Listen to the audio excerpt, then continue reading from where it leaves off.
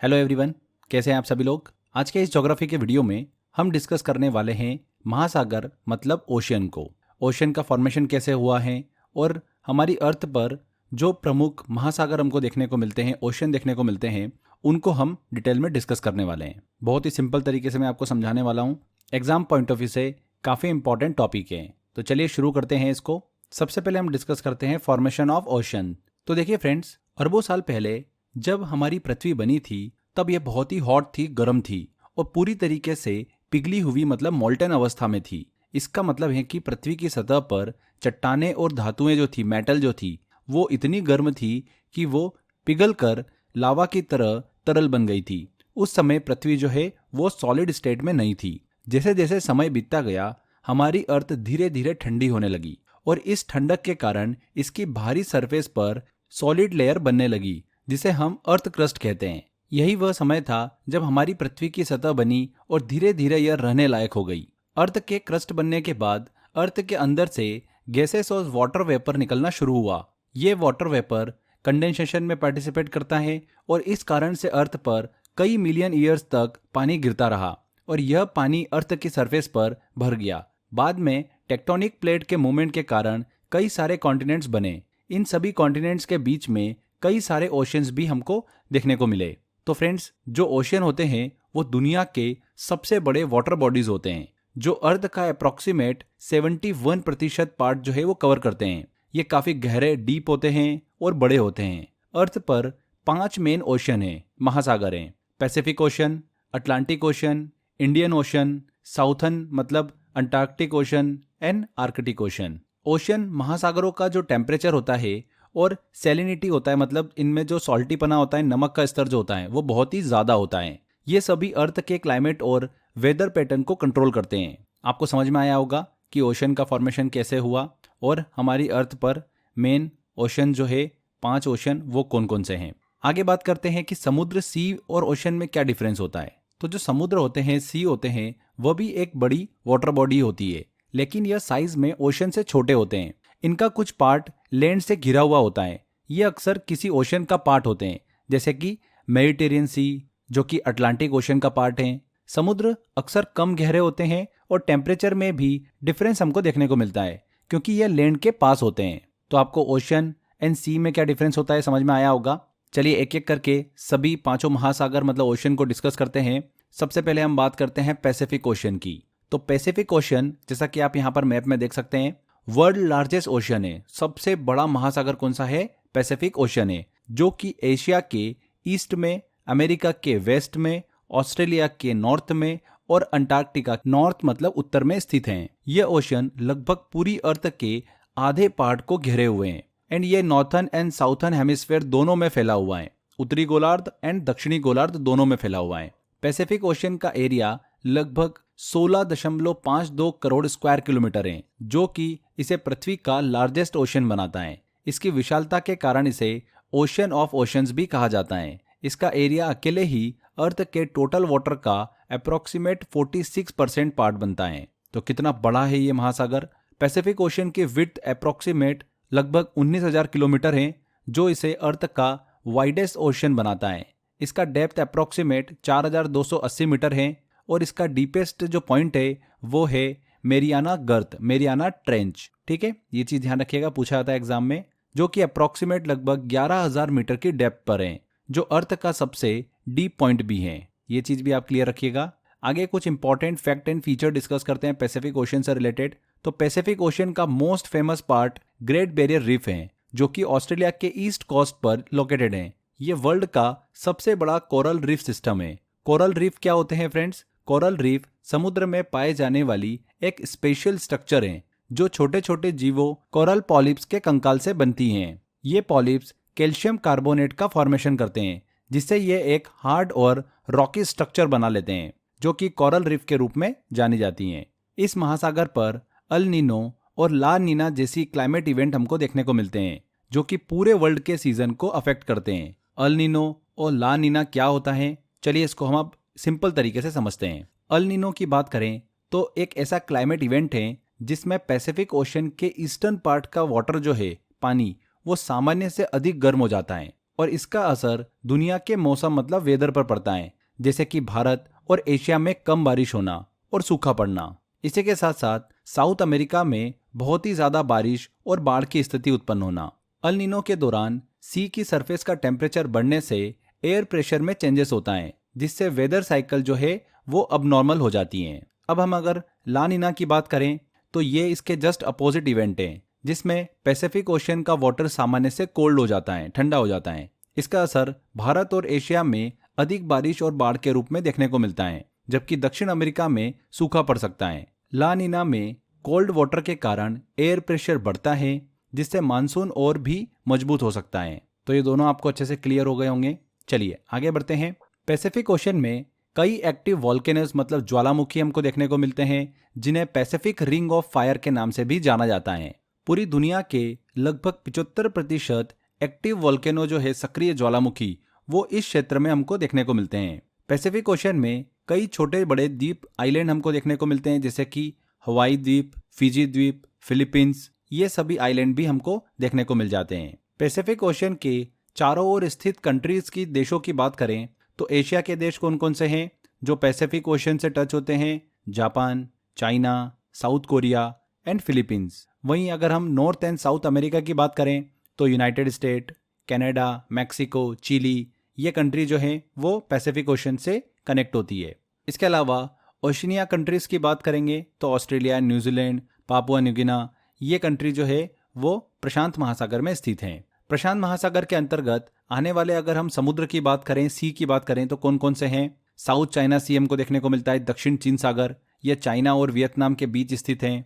East China सी की बात करें, पूर्वी चीन सागर की, तो यह चाइना और जापान के बीच स्थित है। सी ऑफ जापान जो है ये जापान और कोरिया के बीच स्थित है। कोरल सागर ये ऑस्ट्रेलिया के नॉर्थ ईस्ट में लोकेटेड है और यहाँ पर ग्रेट बैरियर रीफ हमको देखने को मिलती है। बेरिंग सागर की बात करेंगे तो रशिया और अमेरिका के बीच स्थित हैं। तो ये कुछ प्रमुख सागर हैं जो कि पैसिफिक ओशन में हमको देखने को मिलते हैं। पैसिफिक ओशन में अगर हम स्टेट्स की बात करें, जल डमरू मध्य की बात करें, स्टेट्स क्या होते हैं? दो बड़े जल निकाय जो होते हैं उनको आपस में जोड़ता है एक प्रकार का संकीर्ण पानी का रास्ता होता है, उसी को स्टेट या फिर जल डमरू मध्य कहा जाता है। पैसिफिक ओशन के अंदर हम बात करें तो बेरिंग स्टेट हमको देखने को मिलती है। ये अलास्का और रशिया के बीच स्थित है और पैसिफिक ओशन को आर्कटिक ओशन से कनेक्ट करती है। स्टेट ऑफ मलक्का भी देखने को मिलती है, ये मलेशिया और इंडोनेशिया के बीच स्थित है। ये इंडियन ओशन और साउथ चाइना सी को जोड़ता है। कुक स्टेट भी देखने को मिलती है, ये न्यूजीलैंड के नॉर्थ और साउथ आइलैंड को अलग करता है। इसके बाद तुसुगारू स्टेट की बात करें तो ये जापान के दो द्वीप होन्शु और होकाइडो के बीच स्थित हैं और पैसिफिक ओशन को जापान सी से जोड़ता है। इसके बाद ocean current in Pacific ocean की बात करें, ओशन करंट क्या होती है? इसका मतलब है कि समुद्र में पानी के बड़े बड़े प्रवाह मतलब फ्लो जो कि एक दिशा में लगातार बहते रहते हैं, ये पानी के बहाव फ्लो पूरी दुनिया में समुद्र के पानी को एक जगह से दूसरी जगह पर पहुंचाते हैं। ये समुद्र में मौसम और जलवायु मतलब क्लाइमेट पर भी असर डालते हैं। तो पैसिफिक ओशन में बहने वाली ये जो महासागरीय जलधाराएं हैं इनको हम डिस्कस करते हैं कौन कौन सी है। देखिए पहली है कुरोशियो करंट, ये एक गर्म धारा है, वार्म करंट है जो कि जापान के पास से बहती है, नॉर्थ वेस्ट पैसिफिक ओशन में बहती हैं। यहाँ के पानी का तापमान जो है बढ़ाने में ये मदद करती हैं, कुरोशियो करंट। सेकंड है कैलिफोर्निया करंट, ये एक कोल्ड करंट है जो कि कैलिफोर्निया के तट के पास बहती हैं और अमेरिका के ये जो वेस्टर्न घाट है, पश्चिमी तट है, उसके मौसम को ठंडा बनाए रखती हैं। तीसरी है हम्बोल्ट करंट, ये दक्षिण अमेरिका के पश्चिमी तट पर बहती हैं और ठंडा पानी लाती हैं जो कि वहाँ की स्थानीय मछली पालन के लिए बहुत ही जरूरी है, फिशरीज के लिए। चौथा है अलास्का करंट, ये गर्म धारा है, हॉट करंट है, वार्म करंट है जो अलास्का के पास से बहती हैं। पांचवा है कामचटका करंट, ये एक ठंडी धारा है, कोल्ड करंट है जो कि रूस के कामचटका प्रायद्वीप के पास बहती हैं। नॉर्थ पैसिफिक करंट की बात करें तो ये एक वार्म करंट है जो कि उत्तरी प्रशांत महासागर में बहती हैं, नॉर्थ पैसिफिक जो ओशन है उसमें बहती हैं। तो ये हमने पैसिफिक ओशन के अंदर बहने वाली ओशन करंट को डिस्कस किया, महासागरीय जलधारा को। चलिए अब आगे बढ़ते हैं, अगला महासागर डिस्कस करते हैं जो कि है अटलांटिक महासागर, Atlantic Ocean. Atlantic Ocean, Atlantic Ocean Earth का सेकेंड लार्जेस्ट ओशियन है जो वेस्ट में नॉर्थ और साउथ अमेरिका, ईस्ट में यूरोप और अफ्रीका के बीच स्थित हैं। यह ओशियन नॉर्थ पोल से साउथ पोल तक फैला हुआ है और इसे दो पार्ट में डिवाइड किया जाता है, नॉर्थ और South Atlantic Ocean. Atlantic Ocean का area approximate 10 crore square kilometre है, जो इसे पैसिफिक ओशन के बाद सेकेंड लार्जेस्ट ओशन बनाता है। यह ओशन अर्थ के टोटल वाटर का अप्रोक्सीमेट 29% है। अटलांटिक ओशन की विड्थ अप्रोक्सीमेट 6400 किलोमीटर है और इसकी एवरेज डेप्थ अप्रोक्सीमेट 3646 मीटर के आसपास है। इस ओशन का सबसे डीपेस्ट प्लेस कौन सा है? प्यूर्टो रिको ट्रेंच, जो कि अप्रोक्सीमेट 8376 मीटर गहरा है। देखिए, अटलांटिक ओशन के कुछ इंपॉर्टेंट फैक्ट एंड फीचर को भी डिस्कस करते हैं, कुछ विशेषताएं इसकी। तो अटलांटिक ओशन में गल्फ स्ट्रीम जैसी मेन ओशन करंट जो है वो होती है, जो कि नॉर्थर्न यूरोप के क्लाइमेट को गर्म करती हैं। ओशन करंट क्या होती है हम अभी डिस्कस भी कर चुके हैं।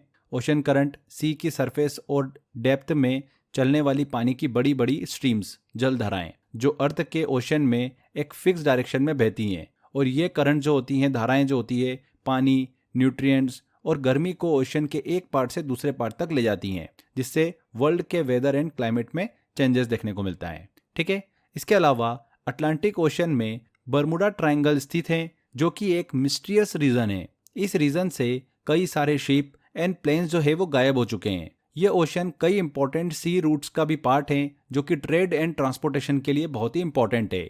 अटलांटिक ओशन में कई सारे आइलैंड्स हैं, जैसे कि Greenland, Bahamas and canary island. Atlantic महासागर के चारों ओर स्थित देशों की बात करें, कंट्री की बात करें, तो नॉर्थ अमेरिका में friends United State, Canada and Mexico. South America में बात करें तो Brazil, Argentina and Uruguay. Europe में बात करें फ्रेंड्स तो United kingdom, Spain, France and Portugal. Africa की बात करें तो मोरक्को, सेनेगल एंड घाना। ये कुछ प्रमुख देश हैं जिनकी बाउंड्री जो है अटलांटिक महासागर को टच करती हैं। इस ओशन के अंदर आने वाले अगर हम सी की बात करें तो कौन कौन से हैं? कैरेबियन सी है, यह सेंट्रल अमेरिका और साउथ अमेरिका के बीच स्थित है। मेडिटेरियन सी, भूमध्य सागर, यह यूरोप, एशिया और अफ्रीका के बीच स्थित है। स्ट्रेट ऑफ जिब्राल्टर जो है वो Mediterranean sea and Atlantic ocean को कनेक्ट करता है। स्ट्रेट क्या होता है ये भी हम डिस्कस कर चुके हैं पहले ही। स्ट्रेट सी का एक नैरो पार्ट होता है, जो कि दो बड़े वाटर बॉडी को कनेक्ट करता है और दो लैंड मासेस को अलग करता है, जैसे कि पाक स्टेट जो कि इंडिया और श्रीलंका को सेपरेट करता है। ठीक है, इसके अलावा अटलांटिक महासागर में हमको बाल्टिक सागर भी देखने को मिलता है। यह नॉर्थर्न यूरोप के कई देशों के बीच स्थित है।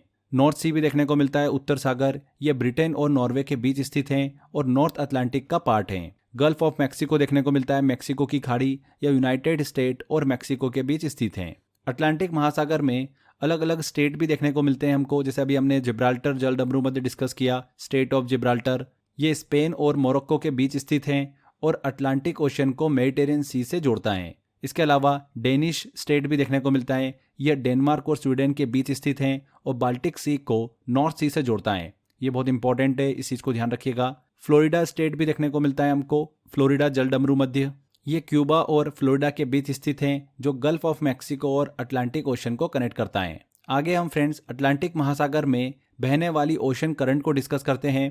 तो गल्फ स्ट्रीम, यह एक वार्म करंट है जो कि गल्फ ऑफ मैक्सिको से निकलती है और नॉर्थ अटलांटिक तक पहुंचती हैं। यह वेस्टर्न यूरोप का टेम्परेचर गर्म बनाए रखती हैं, गल्फ स्ट्रीम। इसके अलावा कैनरी करंट भी हमको देखने को मिलती हैं। यह कोल्ड करंट है जो कि वेस्ट अफ्रीका के कोस्ट पर स्थित हैं और क्लाइमेट को ठंडा बनाती हैं। ब्राजील करंट की बात करें तो यह एक वार्म करंट है जो कि ब्राजील के कोस्ट पर बहती हैं, जिससे साउथ अटलांटिक रीजन का टेम्परेचर इफेक्ट करता है। इसके अलावा भी और भी हमको देखिए समुद्री जलधाराएं देखने को मिलती है, करंट देखने को मिलते हैं, बट ये कुछ इंपॉर्टेंट है जो हमने डिस्कस करे हैं। नेक्स्ट ओशन आता है हमारा इंडियन ओशन, हिंद महासागर। इंडियन ओशन एशिया के साउथ, अफ्रीका के ईस्ट और ऑस्ट्रेलिया के वेस्ट में लोकेटेड है। यह वर्ल्ड का थर्ड लार्जेस्ट ओशन है। इसे विशेष रूप से इंडिया और एशिया के अदर कंट्रीज से घिरे होने के कारण इंडियन ओशन कहा जाता है। ये जो महासागर है, ओशन है, ये इक्वेटर के साउथ में मेनली फैला हुआ है। इंडियन ओशन का area approximate 7 crore square kilometre है। इसका ह्यूज साइज इसे वर्ल्ड का थर्ड लार्जेस्ट ओशन बनाता है। यह ओशन अर्थ के टोटल वाटर का अप्रोक्सीमेट 20% पार्ट है। इंडियन ओशन की विड्थ 7600 किलोमीटर है और इसकी एवरेज डेप्थ जो है वो 3741 मीटर के आसपास है। सबसे गहरे बिंदु की बात करें, डीपेस्ट प्लेस की बात करें तो जावा ट्रेंच है, जिसकी डेप्थ जो अप्रोक्सीमेट है 7290 मीटर। इंडियन ओशन के कुछ इंपॉर्टेंट फैक्ट एंड फीचर को डिस्कस करें तो इंडियन ओशन में गर्म पानी के कारण यहाँ पर मानसून की कंडीशन पैदा होती हैं, जो इंडिया और अदर कंट्री के सीजन को अफेक्ट करती हैं। इस महासागर पर समुद्री जीवन, मरीन लाइफ जो है ये बहुत ही विविध हैं, जिसमें मुख्य मछलियाँ, शार्क या फिर कोरल रीफ जो है वो शामिल हैं। ये ओशन कुछ इंपॉर्टेंट सी रूट का भी पार्ट है, जैसे कि straight of Hormuz, straight of Malacca, जो कि ट्रेड के लिए स्पेशल रूप से इंपॉर्टेंट है। इंडियन ओशन में कई इंपॉर्टेंट आइलैंड भी स्थित हैं, जैसे कि मालदीव, सीशेल्स, अंडमान निकोबार, ये सभी आइलैंड हमको देखने को मिलते हैं। हिंद महासागर के चारों ओर स्थित देशों की बात करें तो एशिया में friends India, Sri Lanka, Indonesia and Thailand की सीमा जो है वो हिंद महासागर से टच होती है। अफ्रीका की बात करें तो Somalia, Kenya, Tanzania and south Africa की सीमा जो है वो हिंद महासागर से कनेक्ट होती है।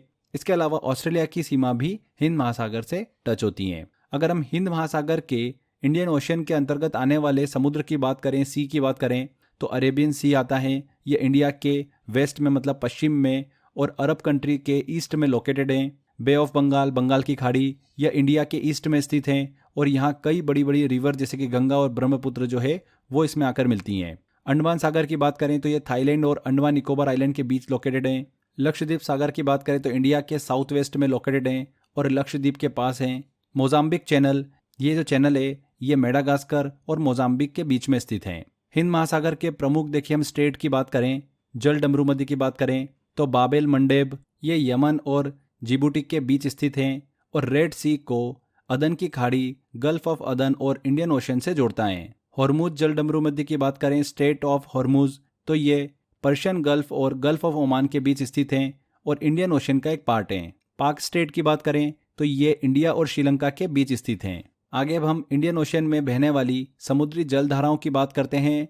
ओशन करंट की बात करें तो पहली आती है अगुलहास करंट। ये एक वार्म करंट है जो कि साउथ अफ्रीका के ईस्टर्न कोस्ट पर स्थित है और वार्म वाटर को इंडियन ओशन से अटलांटिक ओशन में ले जाती हैं। सोमाली करंट की बात करें तो ये एक सीजनल करंट है जो कि गर्मियों में वार्म और सर्दी में कोल्ड होती हैं। सोमालिया के पास ये फ्लो करती हैं। इक्वेटोरियली काउंटर करंट की बात करें, भूमध्य रेखीय प्रतिधारा की, तो ये एक रिवर्स करंट है जो इक्वेटर के पास वेस्ट से ईस्ट की ओर फ्लो करती हैं। लिविन करंट, ये एक वार्म करंट है। इसके अलावा मोजाम्बिक करंट, ये भी एक वार्म करंट है जो कि हिंद महासागर में बहती हैं। वेस्ट ऑस्ट्रेलियन करंट की बात करें तो ये एक ठंडी कोल्ड करंट है, ठंडी समुद्री जलधारा। तो ये हमने हिंद महासागर को अच्छे से डिस्कस किया है। अब हम आगे डिस्कस करते हैं साउथर्न ओशन मतलब अंटार्कटिक महासागर। अंटार्कटिक ओशन की बात करें तो ये साउथ पोल के चारों ओर लोकेटेड हैं। ये जो महासागर है ये अंटार्कटिका कॉन्टिनेंट से घिरे होने के कारण अंटार्कटिक ओशन के नाम से जाना जाता है। ये जो महासागर है ये दक्षिणी गोलार्ध साउथर्न हेमिस्फेयर में फैला हुआ है। अंटार्कटिक महासागर का area approximate 2 crore square kilometre है, जो इसे अर्थ का 4th लार्जेस्ट ओशन बनाता है। यह ओशन मेनली कोल्ड वाटर और स्नो से घिरा हुआ है और अर्थ के टोटल वाटर का अप्रॉक्सीमेट 6% है।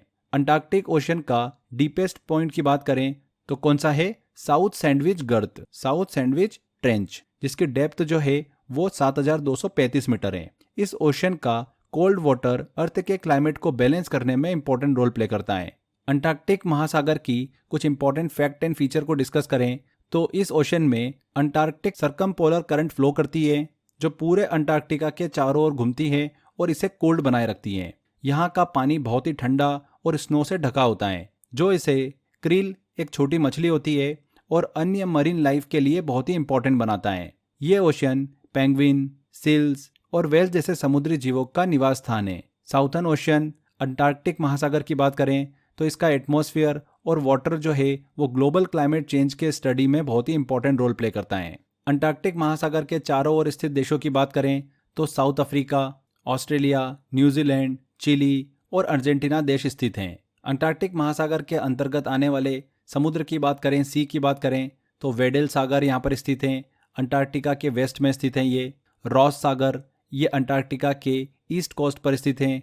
अमंडसन सागर, अमंडसन सी, ये अंटार्कटिका के वेस्ट कोस्ट पर स्थित हैं। स्कोटिया सागर, ये साउथ अमेरिका और अंटार्कटिका के बीच स्थित हैं। बेलिंगशाउजन सागर, ये अंटार्कटिका के वेस्ट में स्थित हैं। ये कुछ इंपॉर्टेंट हमने अंटार्कटिका महासागर के अंतर्गत समुद्रों को डिस्कस किया, सी को डिस्कस किया। और हमने इंपॉर्टेंट देखिए ओशन करंट तो डिस्कस कर ही ली थी अंटार्कटिक महासागर की। कौन सी थी वो? अंटार्कटिक सर्कमपोलर करंट, जो कि एक ठंडी धारा है, ठंडी करंट है जो पूरी अटलांटिक के चारों ओर बहती है और साउथर्न ओशियन के पानी को ठंडा बनाए रखती हैं। तो हमने ये अंटार्कटिक महासागर को अच्छे से डिस्कस किया, अंटार्कटिक ओशियन को। आगे बढ़ते हैं, लास्ट में अब हम डिस्कस करते हैं आर्कटिक महासागर को, आर्कटिक ओशियन को। तो आर्कटिक ओशियन नॉर्थ पोल के चारों ओर लोकेटेड हैं। यह ओशियन उत्तरी गोलार्ध जो है, नॉर्थर्न हेमिस्फेयर, उसमें स्थित है और स्नो से ये कवर्ड रहता है। आर्कटिक ओशियन का अप्रोक्सीमेट एरिया 1,40,00,000 स्क्वायर किलोमीटर है, जो कि इसे अर्थ का सबसे स्मॉलेस्ट ओशियन बनाता है। यह ओशियन अर्थ के टोटल वाटर का अप्रोक्सीमेट 1.4% है। आर्कटिक ओशियन की विड्थ जो है वो 4,800 किलोमीटर है एंड एवरेज डेप्थ जो है वो 1,038 मीटर के आसपास है। इसका डीपेस्ट प्लेस जो है वो कौन सा है? यूरेशियन बेसिन, जिसकी डेप्थ कितनी है? 5,450 मीटर। स्नो कवर्ड होने के कारण यहाँ ओशन एक्सट्रीम कोल्ड होता है और यहाँ टेम्परेचर 0 से नीचे रहता है। कुछ important fact and feature discuss करें तो आर्कटिक ओशन की सरफेस साल भर स्नो से कवर्ड रहती हैं। यहाँ पर पोलर बियर, सील, वॉल्ड्रस जैसे क्रिएचर पाए जाते हैं और कोल्ड एनवायरनमेंट में जीवित रहते हैं। यह ओशन क्लाइमेट चेंज की स्टडी के लिए बहुत ही इंपॉर्टेंट है, क्योंकि इसकी स्नो पिघलने से सी लेवल में वृद्धि देखने को मिलती है। ये वो जगह है जहाँ पर मिडनाइट सन का एक्सपीरियंस होता है, आधी रात का सूरज, जहाँ पर समर में सन जो है वो 24 घंटे तक दिखता है। आर्कटिक महासागर के चारों ओर स्थित देशों की बात करें तो फ्रेंड्स, इंपॉर्टेंट कंट्री आती है इसमें Russia, Canada, United state USA का अलास्का, नॉर्वे, ग्रीनलैंड, डेनमार्क का एक पार्ट है ये। तो ये कुछ इंपॉर्टेंट कंट्री है जो कि आर्कटिक महासागर के चारों ओर स्थित हैं। आर्कटिक महासागर के अंतर्गत आने वाले अगर हम समुद्र की बात करें, सी की बात करें, तो ब्यूफोर्ट सागर स्थित हैं जो कि कनाडा और अलास्का के बीच स्थित हैं। चकची सागर, ये अलास्का और रशिया के बीच स्थित हैं। बोरेंटस सी, ये नॉर्वे और रशिया के बीच स्थित हैं। कारा सी, ये रशिया के नॉर्थ कोस्ट पर स्थित हैं। एंड लाप्तेव सी, जो कि रशिया के नॉर्थ कोस्ट पर ही स्थित हैं। तो ये हमने कुछ इंपॉर्टेंट समुद्र को डिस्कस किया आर्कटिक महासागर के अंतर्गत। इस आर्कटिक महासागर के अंदर आने वाले स्टेट को डिस्कस करें तो बेरिंग स्टेट हमको देखने को मिलता है। यह पैसिफिक ओशन से आर्कटिक ओशन को कनेक्ट करता है, अलास्का और रशिया के बीच स्थित है। डेविस जलडमरू मध्य, यह ग्रीनलैंड और कनाडा के बीच स्थित हैं, जो आर्कटिक ओशन को अटलांटिक ओशन से जोड़ता है। इसके अलावा नारेस जलडमरू मध्य, नारेस स्टेट, ये कनाडा एंड ग्रीनलैंड के बीच स्थित हैं, जो कि आर्कटिक सी का ही एक पार्ट है। आगे देखिए फ्रेंड्स, आर्कटिक महासागर में बहने वाले हम ओशन करंट को डिस्कस करें, समुद्री जल धाराओं को, तो ईस्ट ग्रीनलैंड करंट देखने को मिलती है। पूर्वी ग्रीनलैंड करंट ये कोल्ड करंट है जो कि ग्रीनलैंड के ईस्ट कोस्ट पर फ्लो करती है और नॉर्थ अटलांटिक रीजन के टेम्परेचर को ठंडा बनाए रखती हैं। नॉर्वेजियन करंट की बात करें तो ये एक वार्म करंट है जो कि नॉर्वे के कोस्ट पर फ्लो करती है और आर्कटिक ओशन का टेम्परेचर इंक्रीज करती हैं। इसके अलावा बफिन आइलैंड करंट, ये एक कोल्ड करंट है। एंड लेब्राडोर करंट, जो कि एक कोल्ड करंट है। ये लेब्राडोर करंट जो है ना, ये पूछा गया था एग्जाम के अंदर, इसलिए ध्यान रखिएगा, एक तरीके की ठंडी समुद्री जलधाराएं। तो यहाँ पर फ्रेंड्स, ये हमने आर्कटिक महासागर को भी अच्छे से डिस्कस किया, आर्कटिक ओशन को। तो ये पांचों हमने महासागर ओशन को अच्छे से कंप्लीट किया है। क्वेश्चन जितना मैंने आपको बताया इन्हीं में से पूछा जाता है। तो आपको क्या करना है, ओशन से रिलेटेड मैंने एक टेस्ट दे रखा है आपको, टेस्ट वाले सेक्शन में अच्छे से टेस्ट लगाइए, बार बार उस टेस्ट की प्रैक्टिस करिए। 101% इस टॉपिक से एग्जाम में क्वेश्चन पूछेंगे आपसे, बिल्कुल सही करके आओगे। तो ये सेक्शन हमारा यहाँ पर कंप्लीट होता है ओशन वाला। अच्छे से मेहनत करते रहिए, मिलते हैं अगले वीडियो में। Till then, bye bye.